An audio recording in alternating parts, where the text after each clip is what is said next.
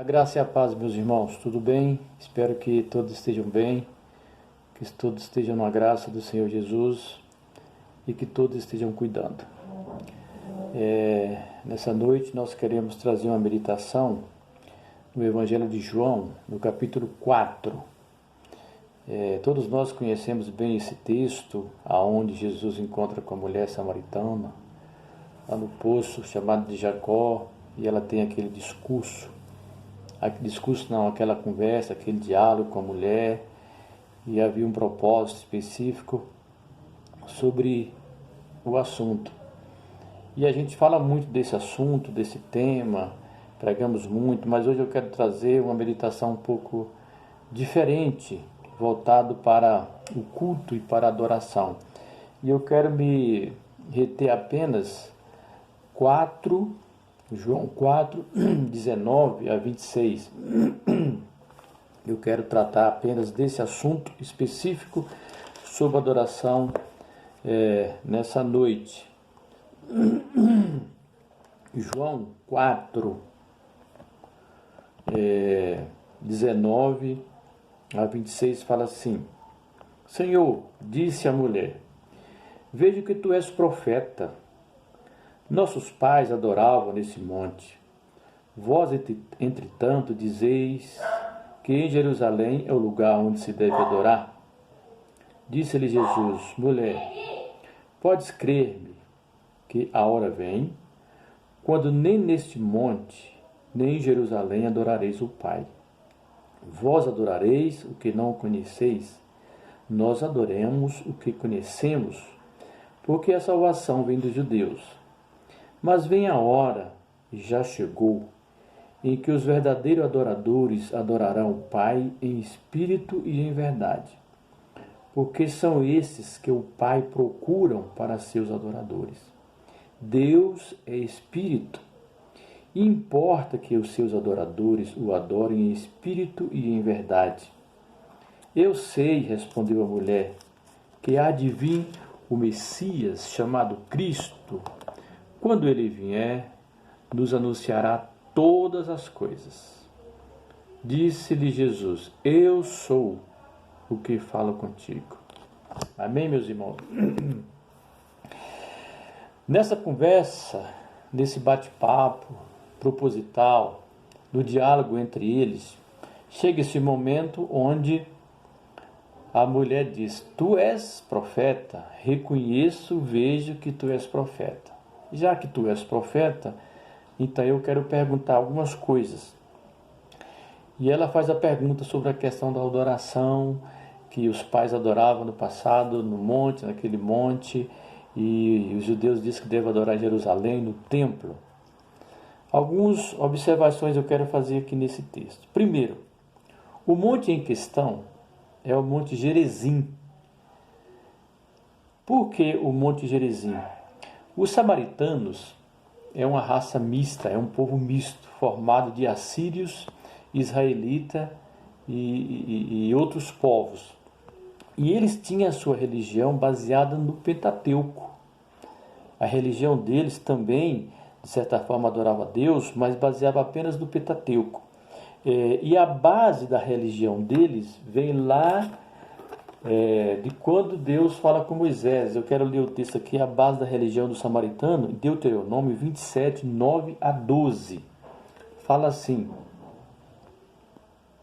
Deuteronômio 9 a 12. Falou mais Moisés, juntamente com os sacerdotes levitas e todo Israel, dizendo, guardai silêncio e ouve, ó Israel, hoje vieste a ser povo do Senhor teu Deus. Portanto, obedecerá à voz do Senhor teu Deus e lhe cumprirás os mandamentos e os estatutos que hoje te ordeno. Moisés deu ordem naquele dia ao povo, dizendo, quando houveres passado o Jordão, estarão sobre o monte Gerizim, para abençoarem o povo. Estes, Simeão, Levi, Judá, Isacar, José e Benjamim. O Monte Gerizim também é chamado Monte da Bênção, porque tem o Monte Ebal, que é o Monte da Maldição. Então o Monte Gerizim é chamado Monte da Bênção.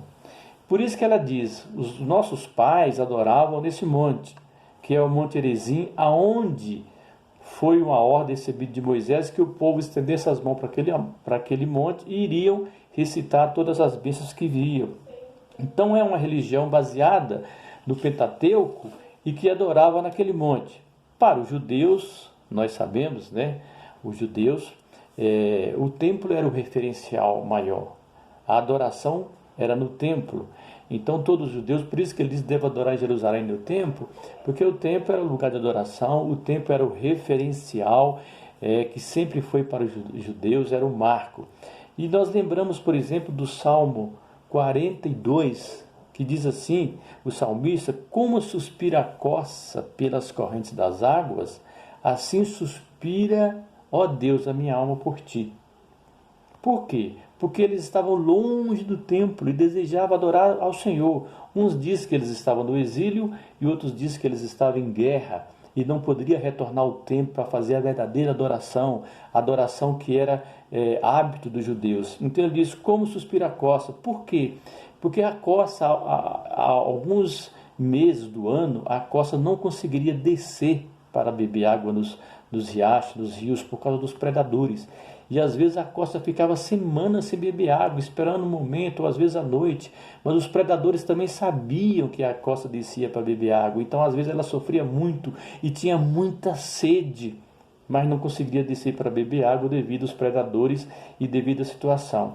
Então ele diz, como suspira a corça pelas correntes das águas, assim, ó Deus, suspira minha alma por ti. Porque eu estou longe do templo, não poderia adorar o Senhor. E a adoração verdadeira deveria ser do templo. Segunda observação aqui, a nova forma de cultuar, a nova forma de adorar a Deus. Jesus apresenta à mulher uma nova maneira, uma nova forma, um novo método de adorar a Deus. Jesus aqui quebra um monte de barreiras, tradições e rompendo o preconceito. A primeira barreira que ele quebra, um judeu falando com a mulher. Ao público, isso não podia. Muito mais uma mulher samaritana. Isso era inconcebível.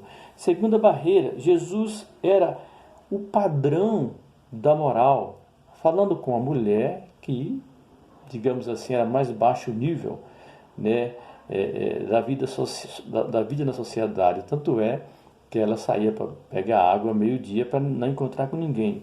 Terceira barreira, rompe a barreira geográfica. Pela primeira vez, Jesus sai do estado de Jerusalém e passa para outro estado, no caso, Samaria. Outra questão, a barreira do sectarismo. Ele está dizendo, a partir, em breve, está chegando a hora que não há só umas pessoas que vão adorar. Havia um sectarismo muito grande entre os judeus e outros povos. E uma outra coisa, ele derruba o tradicionalismo histórico com relação à adoração. Ele derruba o tradicionalismo histórico com relação à adoração. Com relação ao cerne, à essência da adoração, do culto. Ele diz, olha, o lugar da adoração já não importa mais. O lugar onde se deve adorar já não importa mais. Nem no monte, nem em Jerusalém, nem no templo. Não é mais importante o lugar, o centro da adoração. Não é mais importante. Então agora chegou a hora, e esta é a hora, que o lugar da adoração não importa mais. Terceira observação, a quem adorar? A hora chegou que os verdadeiros adoradores adorarão em espírito e em verdade. Porque Deus é espírito. Importa que seus adoradores o adorem em espírito. Então não é mais o lugar onde, mas a pessoa que se deve adorar. E essa pessoa, ele diz, sou eu mesmo, você vai adorar o Pai através de mim. Então agora eu sou o centro da adoração. Eu sou aquele que foi anunciado pelos profetas, foi proclamado pelos profetas. Eu sou o Salvador, eu sou o Cristo, eu sou aquele que eu manifestei na plenitude dos tempos, através de uma mulher.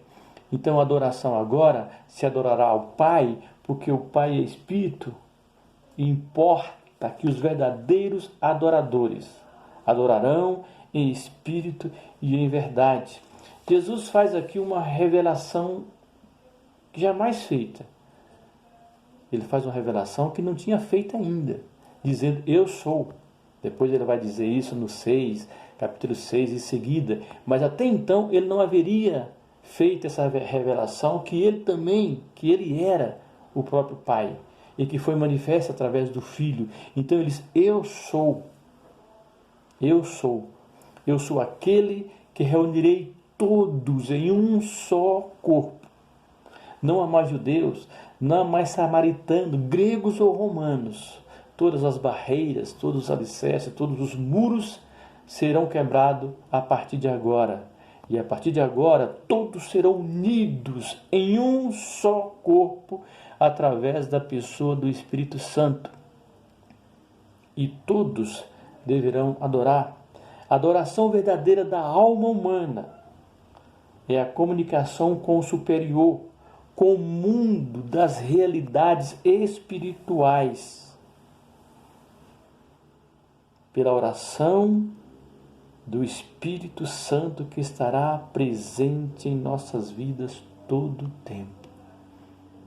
A verdadeira adoração da alma humana se dá na comunicação com o superior através do mundo das realidades espirituais, que se dá pela ação do Espírito Santo e que estará presente todo o tempo. Totalmente diferente do Antigo Testamento, que apenas algumas pessoas específicas poderiam ter e que era usado pelo Espírito Santo. Mas agora o culto racional, espiritual, pessoal, individual é oferecido a Deus, independente do templo, independente do lugar, independente de aonde você está. Você pode adorar, você deve adorar, você deve cultuar. Não precisa ser mais no monte, não precisa ser mais no templo, não precisa ser em lugar nenhum. Por quê? Jesus está dizendo: Deus é Espírito e exige uma adoração diferente. Nem no monte, nem no templo. Não é mais suficiente esses lugares para a verdadeira adoração, porque você será o templo da habitação do Espírito. Você será a casa da habitação do Espírito. Você será a morada do Espírito Santo. O que precisa é o contato direto e diário com Deus, através da pessoa do Espírito Santo. Então se pode adorar em qualquer lugar. Se pode adorar em qualquer lugar que você estiver, pois Ele está presente em todo lugar, mesmo quando não percebemos, mesmo quando não vemos, mesmo quando não sentimos, Ele está presente. Então em qualquer lugar se pode adorar, em qualquer lugar se pode cultuar. Ele está dizendo para a mulher que a partir de agora todos receberão, aqueles que aceitarem a pessoa do Senhor Jesus, receberão o Espírito Santo. Ele é a casa, Ele é a morada, Ele é o lugar da habitação, Ele é a igreja. Em qualquer lugar se pode adorar. E é muito interessante, meus irmãos, e que nenhum lugar na vida de Jesus, em nenhum lugar no seu ministério, em nenhum momento durante o seu ministério, Jesus fala de construção de templo. Jesus fala de construção de igreja. Não que isso não é necessário, claro que é necessário para reunir, para ter comunhão, para ter celebração, mas em nenhum momento ele toca nesse assunto. Em nenhum momento ele faz esse assunto. Ele faz referência a esse assunto. E é interessante também, hoje, nós temos uma grande parte da igreja no mundo, talvez 1/3 da igreja no mundo ou mais, não tem templo, não tem igreja. Eles adoram nas suas casas. E aí nós estamos falando da igreja perseguida, nós estamos falando da igreja subterrânea, nós estamos falando da igreja secreta. Em praticamente todo o Oriente Médio, toda a Ásia, não existe igreja. Eles não precisam disso para adorar, para cultuar a Deus. E mesmo através de todas as perseguições, a igreja tem crescido, porque a igreja reúne nas casas, como era na época de Jesus, como era até nos anos 200 e tanto, quase o ano 300, não havia igreja. As pessoas se reuniam nas casas, as pessoas se cultuavam nas casas, em pequenos grupos em todo lugar. E é muito interessante isso, como a igreja na Ásia, Oriente Médio, tem crescido reunido nas casas. Onde não pode haver igreja, eles continuam reunindo nas casas. Nos 50 países onde há perseguição, sobretudo nesses 50 países onde há perseguição, que não tem igreja, eles continuam reunindo nas casas. Nós podemos lembrar aí da época de Jesus, dentro da perseguição, eles reuniam, e isso durou quase 300 anos, para depois se pensar em construir igreja. Claro, não estamos dizendo aqui, entendam, não estamos contra a igreja jamais, não estamos sendo contra o templo jamais, nada disso. O que eu estou mostrando é que a nossa vida de adoração, o culto a Deus, a adoração a Deus, pode ser, deve ser, todo o tempo, em todo lugar, aonde quer que nós estejamos, nós deveremos orar. E nessa igreja que é a igreja perseguida, nessa igreja que não tem templo, nessa igreja que é subterrânea, que reúne literalmente nos porões, que reúne nas casas, as pessoas são perseguidas pelas autoridades, são perseguidas pelas famílias, são perseguidas por grupos radicais. E por fim, eles leem a Bíblia, às vezes a porção, porque nem todos têm a Bíblia inteira, às vezes tem só o Novo Testamento, às vezes tem só algumas porções, mas eles sempre estão reunidos, dia por dia, semanalmente, mesmo sem poder ter igreja, mesmo sem poder ter templo, mesmo dentro de perseguições, tortura, prisões. Hoje nós temos muita perseguição, muitas prisões de pastores, de líderes, muita perseguição em várias partes do mundo, muita opressão, muita acusação. Mas mesmo assim, meus irmãos, no dia a dia, as pessoas têm sido íntegras, as pessoas têm seguido a Jesus, as pessoas têm buscado ao Senhor, as pessoas têm orado.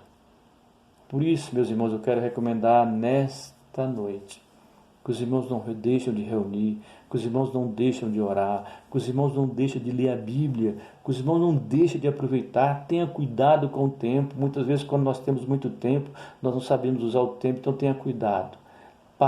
Lê a Bíblia, reúna com a sua família e continua firme, independente de onde você está. Que o Senhor possa abençoar-nos mais e mais nessa noite.